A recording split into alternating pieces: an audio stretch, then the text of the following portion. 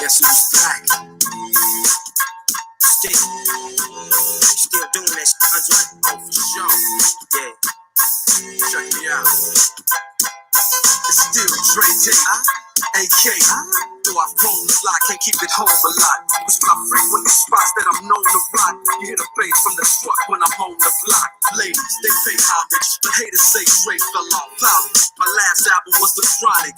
They wanna know if he still got it. They say raps change. They wanna know how I feel about it. Dr. Dre is the name. I'm ahead of my gang. Still pumping my leaf. Still with the beats. Still not loving police. Still rock my khakis with a cuff and a crease.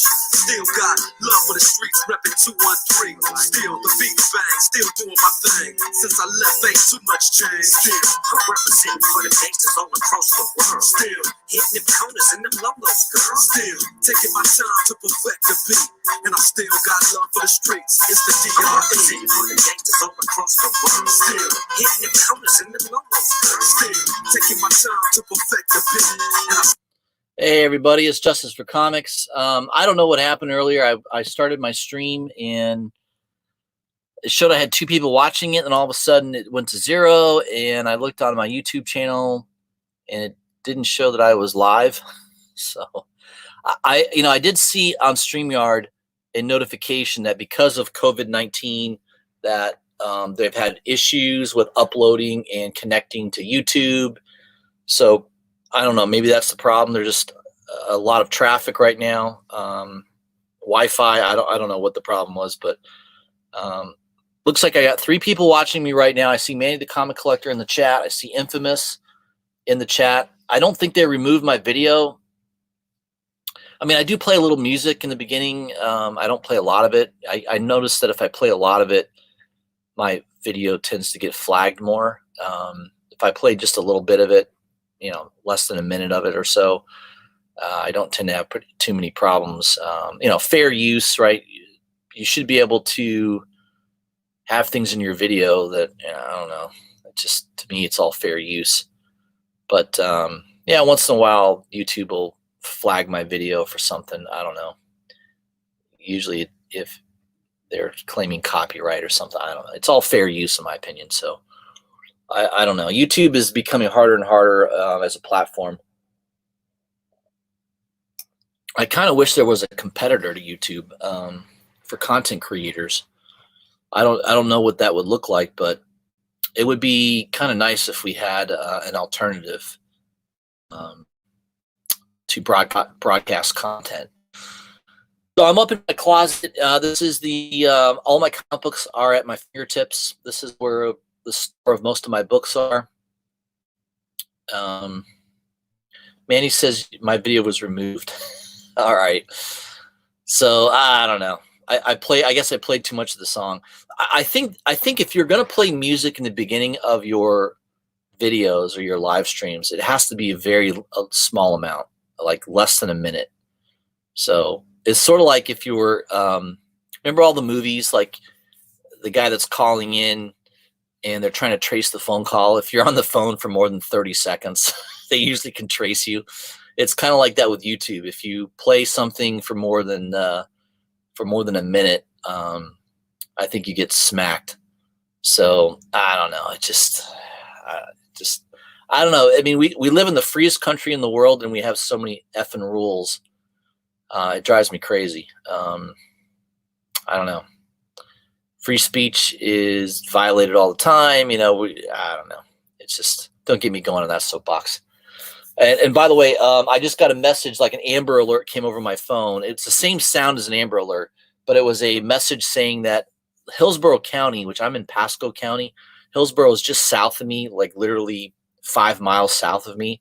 They have a countywide curfew at 9 p.m. So I don't know what that means. It means if you're out driving around and after 9 p.m. in Hillsborough County, they're going to ticket you, arrest you.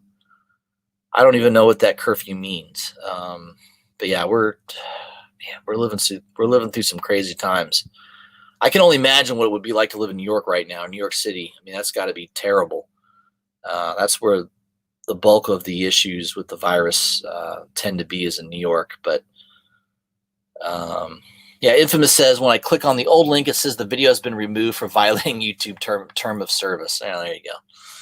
So I guess fair use means nothing to YouTube. I mean, I complain about YouTube all the time. I don't know, man. They're making it harder and harder to provide content. I mean, maybe they're going to remove my video right now. I don't know. Just apparently, if you talk against YouTube, they may remove you. That's violating their term of service, apparently. But what are you going to do? It shows I have one person watching me right now. So maybe I'm being removed right now. I don't know. I go to my YouTube channel. It still shows that I am live at the moment. So we'll see. So I'm going to share with you guys the top 10 list from CovrPrice. It used to be a top 20 list, but I think because obviously there's no new comic books coming out, they've trimmed it down to a top 10. So let me pull that up. I did get a couple comic books in the mail today that I'll show as well. So I have a little mini unboxing. So Infamous, you're the only one here, man. It's just Manny wasn't with us, and Manny's gone. So I think it's just it might just be Infamous. So this program is just for you, my friend. So ask any questions that you want to ask. You don't have to worry about anybody watching. Apparently, it's just you and I right now. So let me share my screen. My CovrPrice email. I got this email today. What time did I get it today? I got it at at 12:45 a.m. So here is the week in review. Let me pull this up here. Kind of blow this up a little bit. There we go. Hopefully you guys can see it good. All right. So the week in review, we'll go through the top 10 by CovrPrice, and then I'll show some books. We'll talk comics. We'll talk coronavirus, whatever you guys want to talk about. Number 10 is Star Wars Kanan #1. This was, I believe, on CBSI's list as well last week. A lot of stuff Star Wars, especially regarding Disney Plus series rumors, is sort of heating up any of these old back issues. So Star Wars Kanan #1 from 2015. For all of you that have been holding on to that issue for all these years, the book's up 139%. Rawhide sale of around $10. If I go on eBay right now and look, yeah, cheapest listing, Kanan the Last Padawan #1. Looks like about $20 shipped. Seems to be the cheapest listing. So CovrPrice was saying $10. It looks like it's a little bit more than that now. I would say $20 for that issue, for sure. Yeah, I mean, that looks interesting.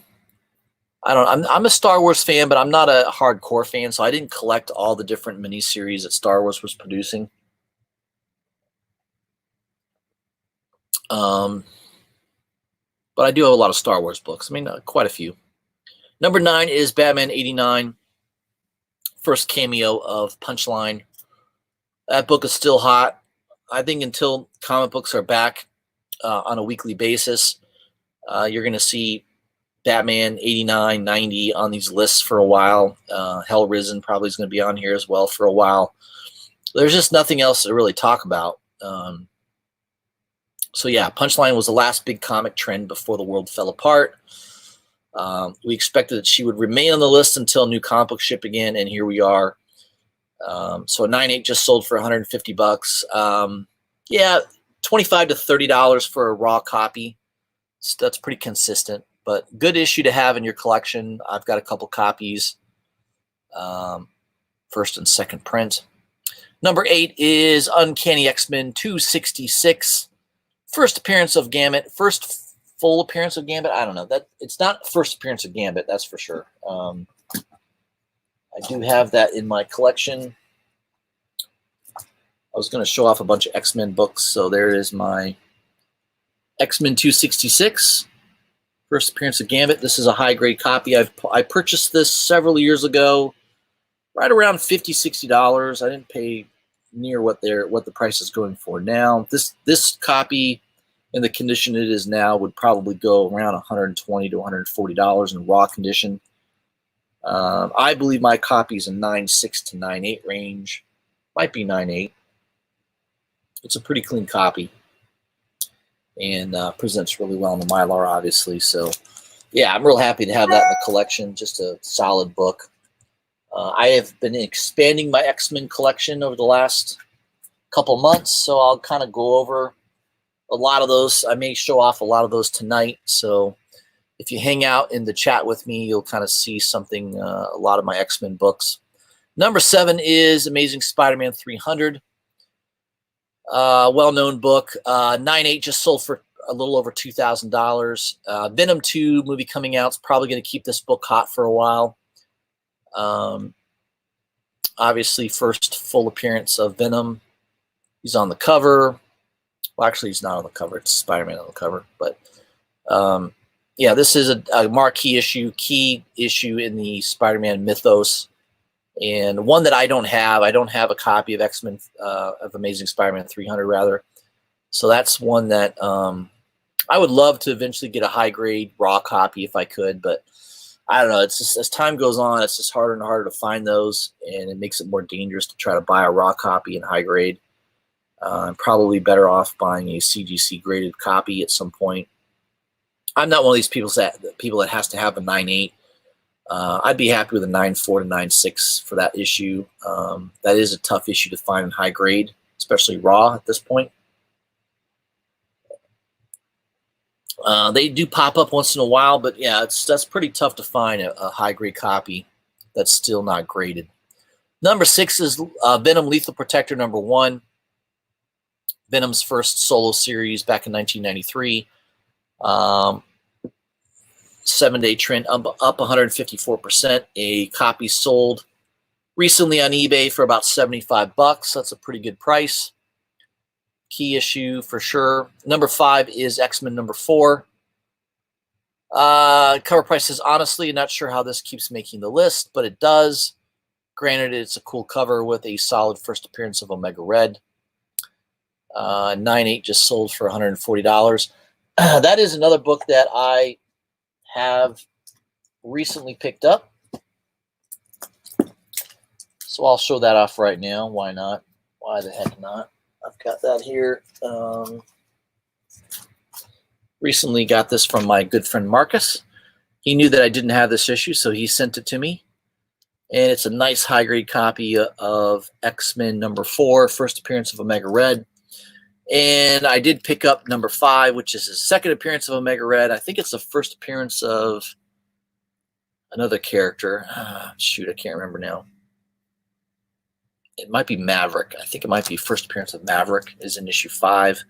Really cool cover. I love the cover of 5 way better than number 4. I mean, number 4 is pretty good, but number 5 is freaking awesome. That is one of the best covers by Jim Lee.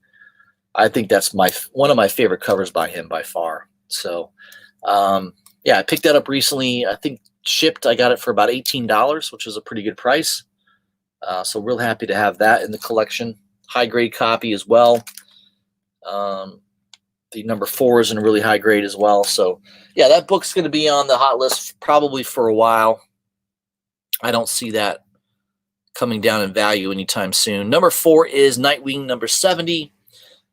This is the first issue of the Joker War series that's going to be running through Batman, through the Batman books. And that issue hit a high sale of about $16. That was like a $30 book right away when it came out. And yeah, you can pick it up right now. I went on eBay right now, and I'm seeing copies for about $15 shipped. So it pays to kind of wait sometimes. I mean, that was a book that was $25, $30 2-3 weeks ago. And now if you're patient, now you can get it for half that, $15 right now. I mean, there's a seller that has sold 110 copies of that book. So, yeah, I mean, you can easily buy it right now on eBay. Buy it now for $15 shipped. So if you are missing that in your collection, I do think that is a good book to pick up long term. I think that Joker War series could be a pivotal comic book series in the Batman mythos. So I would make sure you have it in your collection. So that's number 4 on the list. Number 3 is Omega Men number 3. This is the first appearance of Lobo. I have that book in my collection, very, very high grade as well. 9.8 just sold for $188. This is not a tough book to find in high grade raw. The copy I bought is easily a 9.8. I'd be shocked if it didn't come in at a 9.8 if I had it graded, but certainly a 9.6. And I think I bought my copy maybe a year and a half, 2 years ago. I think I paid around $35, $40 for it. So I think that obviously it goes for a little bit more than that now. I think the price has jumped on that book, but I don't think it's super difficult to get a 9.8 on that book. I've seen a lot of high grade copies raw for sale, so I don't know. I don't think that's too difficult to find in high grade. Number 2 is Spawn number 1 from 1992. Obviously, Spawn's a major character. Eventually, they're going to come out with a new movie. At the very least, McFarlane, I think, is the only thing that's maybe holding that back. He's kind of a perfectionist. So you could see this book move up higher. 9.8 just sold for $125. It's consistently a book. If you're looking for newsstand, you're going to definitely pay a major premium on a newsstand copy. A lot less newsstands out there than direct. Direct copy, you're looking at $35 to $45 range, depending on grade. But not a tough book to find. Remember, this is 1992. The print run on Spawn number 1 was very, very high. So a lot of copies out there. Not a tough book to find, in my opinion. Number 1 is Year of the Villain, Hell Arisen number 3. First full punchline. It's been a hot book for over a month now. 9.8 just sold for $132. Raw copies, first print will run you about $45 to $50. I think that's a good book to have in your collection long term. But those are the books that are on the move this week, according to CovrPrice. They have an algorithm that kind of watches auctions and eBay and all that good stuff. So, yeah, check that list. Make sure if there's any books you're missing, that would be a good list to look at as far as books that you may want to target in the coming weeks. All right. I still have 3 people watching my stream. Holy crap. I got Infamous, BTC Moon Guy. Yeah, so I guess YouTube removed my first attempt at my live stream. I played a little too much of a music. I thought it was fair use, but YouTube is very restrictive these days. I feel like they're removing a lot of videos for bogus reasons, in my opinion. But hey, what are you gonna do? I mean, I just try to add a little coolness to the video, and I don't know. I don't know why they make such a big deal out of it. It should be considered fair use and free speech. I don't know. YouTube drives me crazy these days, and I'm not the only one. A lot of YouTubers, I've seen a lot of videos of people complaining about YouTube. I don't make my living at all off this channel. I don't have enough subscribers, and I don't think I would ever want to make a living off of having a channel with YouTube. I don't like YouTube having control of my income. So I feel bad. I kind of feel for YouTubers that basically their main source of income is ad revenue. YouTube is demonetizing a lot of people's videos. Yeah, I'm not a big fan of how they deal with people. I just don't think I don't think they're very accommodative to their creators. So that's just my opinion. So let's jump into a few things. I did go over the CovrPrice top 10 list. So that is your top 10 list from CovrPrice. I did get a couple books in the mail. I did show off X-Men #5. I bought that off of, I think I bought this off of Hip Comics for $18 shipped, and it's in super high grade, which is nice. And I love this cover by Jim Lee. It's one of my favorite covers by him. It's a lot better than #4. 4 is obviously the first appearance. This book's gonna have a little bit more value to it than #5, but I think #5 is the best cover. I mean, that's one of the hottest covers, I think, by Jim Lee. I just love that cover. It's fantastic. All right, the other book I got in the mail was Alpha Flight #33. This is the first full appearance of Lady Deathstrike. Now, it's not the first appearance of her character, Yuko, what's her name? I can't remember her name, but I do have that coming in the mail as well. I believe that is, I just bought it off eBay. I don't think it's an Alpha Flight book. Hold on a second, let me look.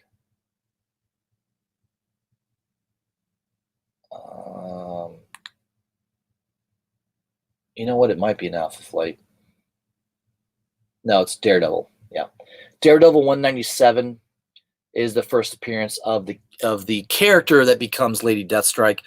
This issue is when she actually becomes and is known as Lady Deathstrike. So I guess it's debatable as to which issue is more desirable.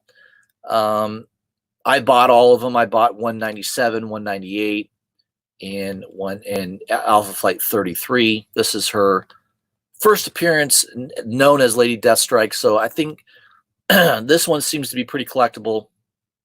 This is a newsstand copy, very, very high grade. I got a pretty good price on this one. There's a lot of glare in this video, but yeah, just a really nice copy. So I'm trying to lock down a lot of these Daredevil villains. I've got first appearance of Bullseye. I just picked up the first appearance of Lady Bullseye. I wanted Lady Deathstrike's first appearance, so I picked that up. Another one I got in the mail today was Red Sonja #1. I think this is the killing of Red Sonja #1. Really cool looking cover. I can't remember the artist. This is kind of a new artist, but I just love this cover. I just thought that was really nice. I think it was a limited print run. I'm going to say it was limited to around 500 copies.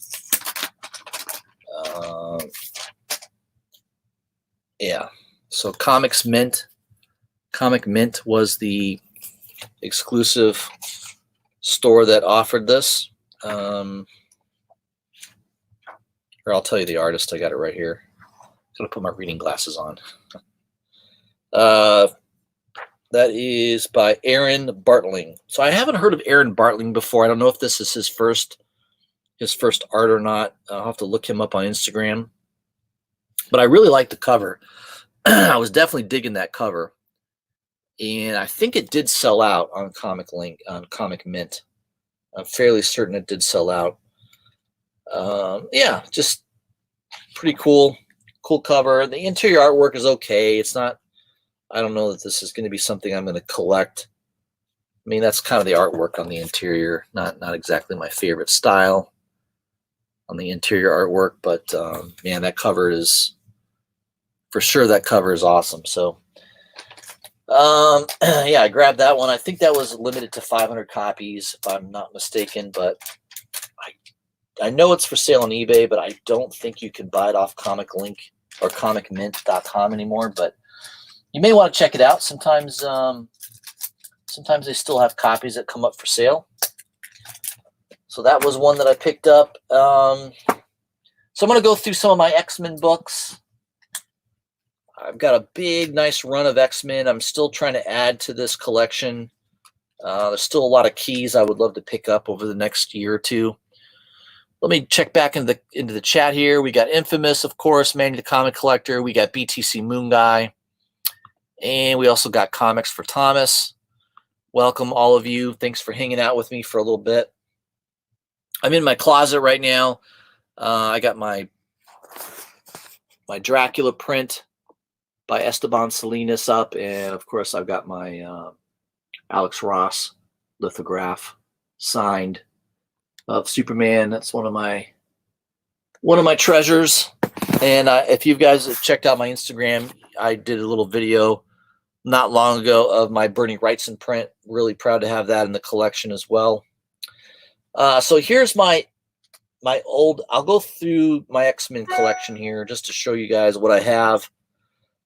Some key books here. Number 96, high grade copy. This is the first appearance of Moira McTaggart. This is a book that I could see going a lot higher in the coming years. Still a fairly pricey book. I mean, I didn't get this really cheap. It's a very high grade copy, probably 9.6 to 9.8 range, but just a great book. I love the cover on this as well. So have that issue. Really happy to have that in the collection. We got X-Men 109, first appearance of Vindicator, Weapon Alpha. Just a cool classic cover. Yeah, I just love this issue. I love that there's a date stamp on there too, which was common from a lot of comic book shops. They would slap a date on there. So this is well, actually, this is a newsstand copy from 1977. Yeah. So a lot of times they would put a date stamp on there, which I love having that there. It doesn't, to me, that doesn't devalue the book at all. This is a very, very high grade copy as well. So got a really good price on that one. Love having that book in the collection. Another prized possession of my X-Men collection is Uncanny X-Men 129. First appearance of Kitty Pryde and Emma Frost. This is a super key issue. This is a super high grade copy, direct edition. Notice the cross out through the UPC code and the diamond box that indicates this is a direct copy edition. This is a lot harder to find than newsstand based on the year it came out, which I think was what, 1979. Yep. So not a lot of comic book shops in 1979. So the direct edition of this is a lot harder to find than the newsstand, believe it or not. Most people think, oh, I need to buy a newsstand. That's going to be rare. Nope. Depends on the year. 1979 for sure. Direct edition was a lot harder to find. Not that many comic book shops back in 1979. So yeah, I just love this key book, just in high grade. So I'm really trying to get a bunch of nice key books in the X-Men mythos. Here's another one that I picked up recently. Uncanny X-Men number 130, first appearance of Dazzler. Another key book, just a beautiful cover. This one is also very, very high grade, absolutely flawless. This would easily grade at a 9.6 to 9.8 range, in my opinion.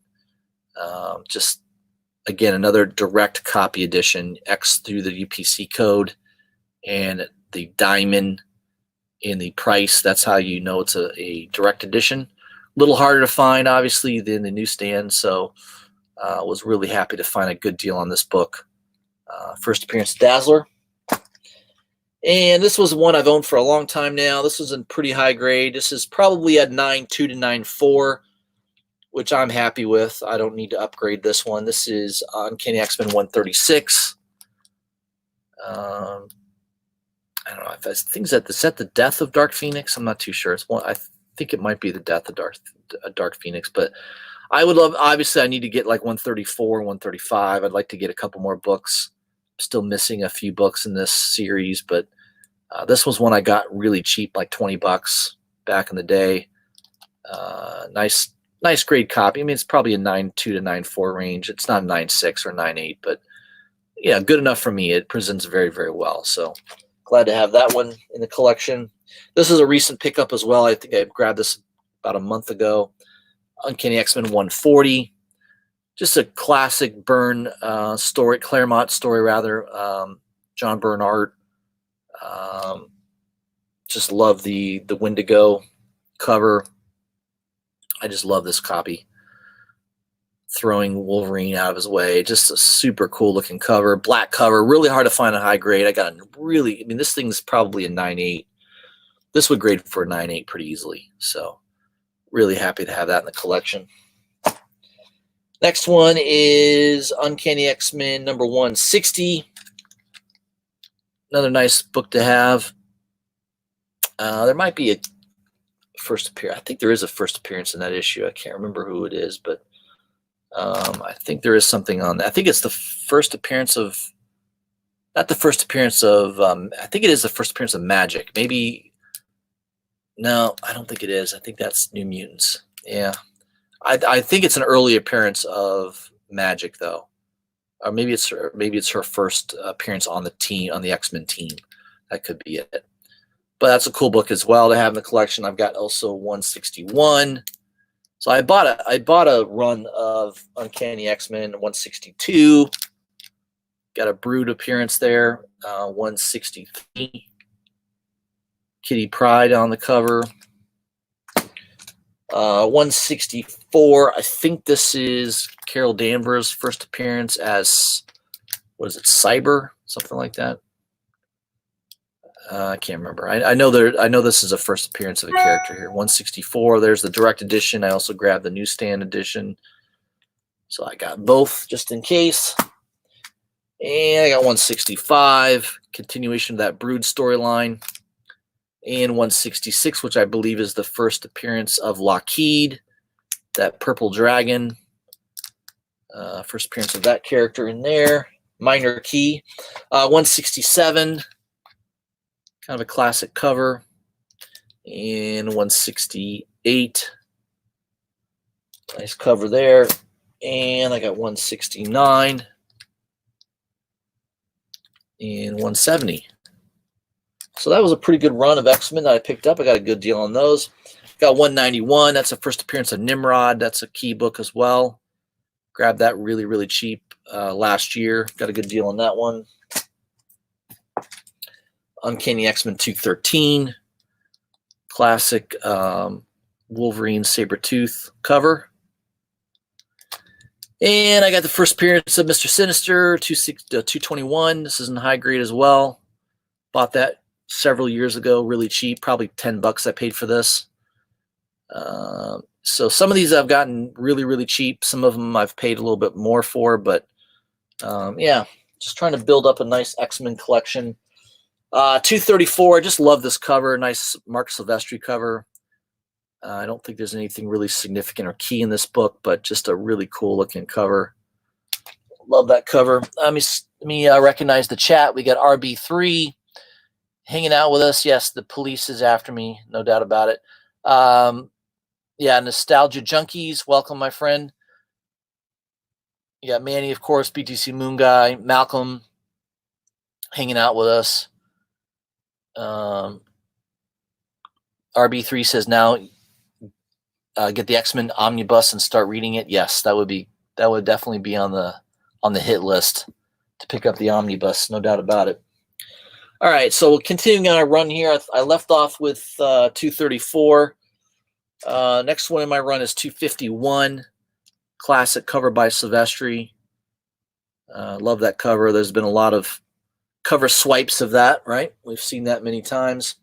253, another cool looking cover, high grade. Some of these are kind of minor, nothing really going on. 254, and we got 255. Kind of a cool cover. I like that cover of 255. And we've got another really cool look. This is kind of a minor key, 256. This is the first appearance of Psylocke joining the X-Men, or in the X-Men book with the Mandarin. So it's kind of a really classic Jim Lee cover. Very cool. Yep, that is Jim Lee. I had to make sure. Sometimes I can't remember. So just a cool image of Psylocke there. And then 265. Got that one as well. 266, I just showed this off not that long ago. First full appearance of Gambit, and he's on the cover. And 267, second appearance of Gambit. I got 268, a classic cover by Jim Lee. I also have it signed by Jim Lee. So Jim Lee came to Orlando a couple years ago. I think it was at least 2.5, maybe 3 years ago. He came to a comic book shop in Orlando, had a private signing. I bought one of the tickets in advance. It was pretty cheap. I mean, I got 2 books signed by him, and I think the ticket only cost me like $20. It was pretty cheap. So I had basically 2 signatures for $20. But I had to drive from Tampa to Orlando, so if you factor in the gas, maybe add that in there. But yeah, real nice guy. Shook hands with Jim Lee, just one of my heroes from my youth. Definitely collected a lot of early X-Men. I had Death Blow. I had a lot of Jim Lee stuff back in the day, and he's just one of my favorite artists of all time. And it's just cool to have him sign that key issue for me. I mean, I don't think this issue is worth. There's no key appearance or anything like that. It's just kind of a really cool looking classic cover, and having Jim Lee's signature on it makes it even better. So that's one of my prized possessions in my collection. X-Men 270, another cool looking cover. Extinction Agenda 271, continuation of that. 272, another cool cover by Jim Lee. We've got 273, another cool looking X-Men book. 274 and 275, more Jim Lee artwork. Everyone remembers this. 281. They printed the shit out of this book. I have 2 copies of it. Don't think this book's worth much. I don't think it will be. Very, very high print run on this book. But they basically launched a new X-Men team within X-Men. So that's kind of a classic. That was Will Spatasio cover. Another Will Spatasio cover is 282. First appearance of Bishop. Definitely a key issue to have in your collection. Love that cover. And then I jumped to 290, so I'm missing a couple issues there in between. And then it jumps to 295 and then 296. So I got a pretty good X-Men run. Very happy with my X-Men books. I think that was it for the X-Men that I was going to show off. Yeah, I'm filing a lot of my books and putting them back in the boxes. I've got this. Obviously, I got the Year Risen, Year of the Villain, Hell Arisen #3. I got the 2 copies of the first print, which is nice. That's a big book these days. And I've got the Federici cover. Pre-ordered that. And I got the second print of Hell Arisen. And I've got 2 copies of Hell Arisen 4. And 2 copies of Hell Arisen 4 Federici cover. So I'm loaded up on the Hell Arisen series. I love that. I think it's awesome. Yeah, there's a lot of cool stuff right now. I know there's no new comic books for a while, but I like going back and looking at older books. So I've been on the kick of buying older X-Men books. That Claremont run, I would love to get an X-Men 101. First appearance of the Phoenix. That's a key book. Yeah, that's going to be. I got to save up for that one because the copy I want at least a 9.2 to a 9.4. So yeah, it's going to be. What's that going to be? $500 at least for a nice a nice copy in that grade raw. I'd like to get a raw copy if I could. But most of my X-Men books are all raw, so I'd like to keep it in that state. 120, 121, first appearance of Alpha Flight, first full appearance of Alpha Flight. I'd love to try to get that book. I've been kind of hunting for that, trying to find the right copy. There's a lot of mid-grade copies for sale on eBay, but I'm trying to find a really good deal on a very high grade, probably 9.4 to 9.6 range on that book. No spine ticks, just I don't care if there's something wrong on the back of the back cover, but I want the front cover to be, pretty much immaculate. So yeah, it might take some time. I'm patient though. And that's the one thing about comic book collecting. Don't feel you've got to buy something. I know you get that itch sometimes when you're looking at a book, like, oh, I gotta buy this. But if the price is not right, if it's not the exact condition that you feel you're really, really going to be happy with long term, don't waste your time or money. That's my feeling on it. So if I'm looking at a particular book and I find the price range to be adequate, what I'm looking for, and the grade is really kind of what I'm looking for, then I'll pull the trigger on it. But if those things don't line up, I'll just say, you know what, I'll look in a couple more weeks, or I'll look next month. There's always going to be another copy for sale. So this is not it's somewhat of a finite business. I mean, comic books, the older the comic book is, the less of it there are out there. But most of the stuff I'm collecting, there's still thousands and thousands of copies out there. And the copy that I want to buy, maybe 2-3 months from now, somebody's going to want to sell their copy, and something happens in their life, they need money, whatever it is, and it provides opportunity. So yeah, that's kind of what I wanted to go over tonight. Review of that top 10 list by CovrPrice. Kind of showing off some of those X-Men books. I pulled out some of my high-end books as well. Guess I could show these off real quick. I have 5 people watching. Kind of a small amount for a Monday night, but yeah, I'll show off a couple of these cool ones. So I got I've shown this before. Avengers 43, first appearance of Red Guardian. This is a pretty nice copy. I would gauge it to be like an 8.0, 7.5 to an 8.0, somewhere in that range. Not a lot wrong with it. Not too many spine ticks. I mean, it presents really well. Nice. And I got this cheap. I think I paid like $40 for it. I probably could sell it for $250 to $300 based on the condition that it's in. But this would be one that, if I really wanted to sell it, it'd probably be worth it to get it graded for sure. I also have X-Men 44. This is sort of a low mid-grade copy, but just a cool looking cover. I mean, it's not the best copy, but yeah, it's still a complete book, and it looks pretty cool. So those are some high-end books. I got an old Fantastic 467, first appearance of him, who becomes Warlock. This is a pretty nice copy as well. Kind of hard to find this in the high grade. It's got this white cover, which is almost impossible to find white. Almost all of them are kind of cream.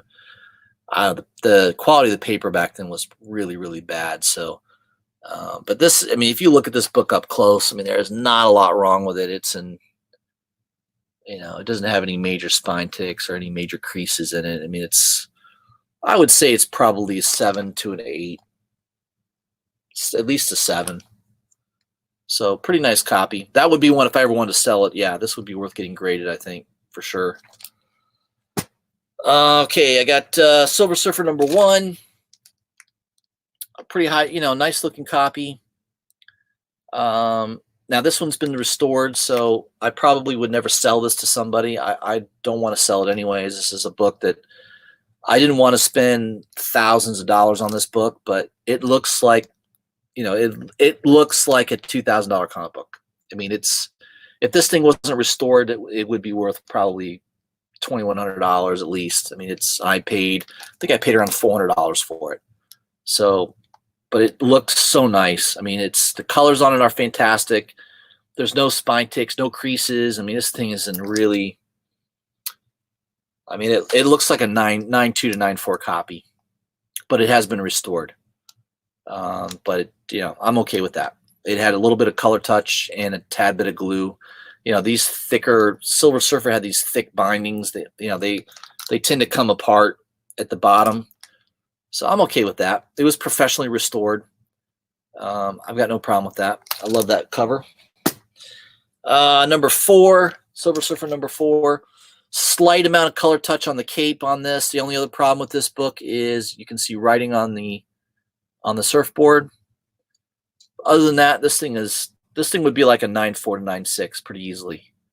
No spine ticks. I mean, binding is square. I mean, this thing. Again, this is a book that I paid maybe $350 for. That in this grade, the way this presents, if this was unrestored, this would be, again, $1,500 easy, $1,200, and I got it for a fraction of that, and it basically looks exactly you know, just a little bit of restoration on it. I'm all right with that. Just love that Silver Surfer number 4. A little bit out of sequence here. Silver Surfer number 3. This is an unrestored high-grade copy. No restoration on this one at all. Binding is a little bit of binding roll, so the binding is not square, which is common for these Silver Surfer books. But man, this thing is in super high grade. I mean, I got this for like $200. I got a really good deal on this book. This is easily, this was a $400 to $450 book at the time that I bought it. I got it for half that. So, man, this is one of my favorite covers as well. Just a beautiful cover. Mephisto, first appearance of Mephisto. Classic Buscema cover. Just, man, I love that cover. Red cover. Can't go wrong with that. So yeah, those are some of my grails, the Silver Surfer books. Now it's the downhill, so the rest of these aren't near as good. Son of Satan, number 12, or Marvel Spotlight number 12. That's the first appearance of Damian Hellstrom. Pretty nice copy. It's like a 7.0 to 7.5 maybe. Kind of mid grade, mid to high grade. Nice copy, cool cover. This is an early Doctor Strange. It's the first appearance of Dagoth, I believe. Just kind of a cool. This is a high grade copy. I got lucky on this. Got it really cheap too. But yeah, I just love that cover. A couple of these aren't really worth anything. This is really the first appearance of He-Man. This He-Man Masters of the Universe is totally what He-Man was copied after this guy. Value of the Worm, just a kind of a cool book. This is super high grade too. This would grade probably 9.6 pretty easily for an early 70s book. Just got lucked out finding that. So just a cool copy. It's not really worth that much, but I like it. It's kind of a cool looking book. Here's another one that's not really, I think this is a first appearance of somebody, King Kull maybe, Conan villain, Monsters on the Prowl. Just a cool looking book. This is super high grade too. This is probably 9.6, 9.4, 9.6. Just really high grade. White cover, really tough to find in great shape. Just kind of like that book.